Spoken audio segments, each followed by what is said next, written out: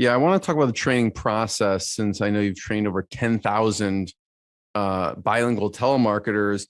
But so if you have a staff member that beats you in pinball, is there some stakes on the table? They get a promotion, or how does that work? Well, what I see is someone that has dedicated practice in order to beat me at pinball on my own machines. They must have been playing. So obviously I wasn't around. So I think it's a great thing. But in regards to training, a couple things happen. The first thing I like to do, Jeremy, is just to put fear into perspective. If somebody is not properly prepared for an account, then they have uncertainty.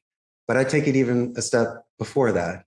Somebody that walks into my call center is bilingual, which to me bears the mark of higher education. It really shows structure and discipline. So what they have done by becoming bilingual is 10 times harder than any campaign I can put them on.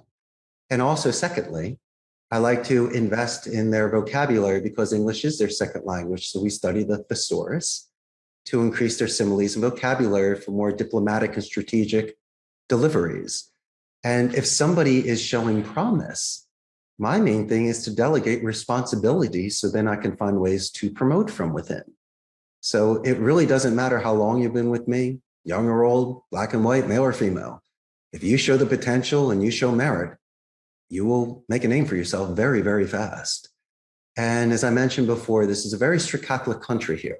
So we're exceptionally selective of the campaigns that come into the center.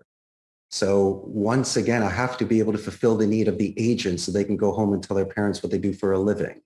Because we compete against Amazon, HP, Intel, and Oracle. We're a hotbed for BPO processing in nearshore. And so what I have to do, besides give them their dignity, I also have to make sure that their work environment is something to where they can recharge their batteries and be able to confront any sort of issues that they may have outside of the office, Jeremy, that could potentially be affecting the work inside the office.